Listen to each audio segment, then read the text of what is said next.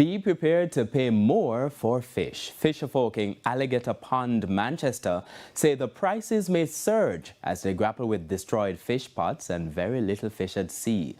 Ramada Lyons reports. The sea is rough, but the days have been even rougher in Alligator Pond, Manchester. The fishing community, once splashing with activity, is quiet. Quiet with worry and regret.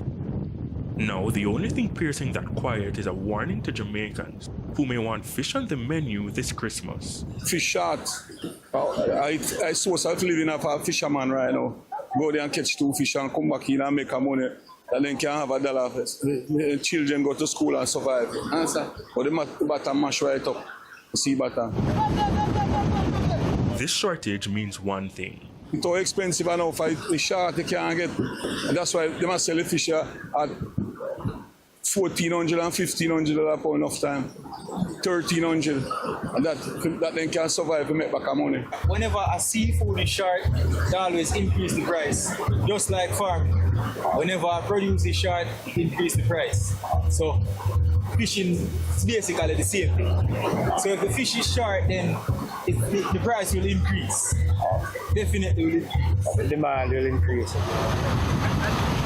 Agriculture and Fisheries Minister Floyd Green alluded to that possibility during a statement to the House of Representatives on Tuesday, November 11, 2025. The parishes of Westmoreland, St. James, Hanover, St. Elizabeth and parts of Manchester, which are among our most productive, bore the brunt of the storm.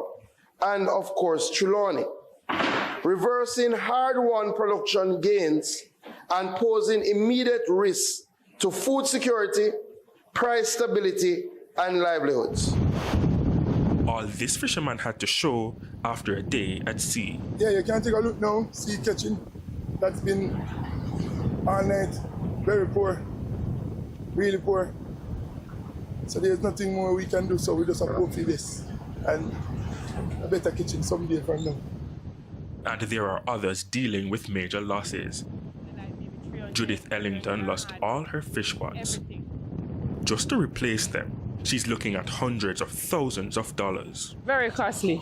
For about 20 pots, I would say over 300,000. Over 300,000, so it's a big loss. And those weren't the only losses. More of the fisher folks, them lost everything. Some have roughly like maybe 300 and had lose everything. So if we can get local help, we really appreciate it. So we need wire, we need rope, nail, lacing wire to get back up on our feet again.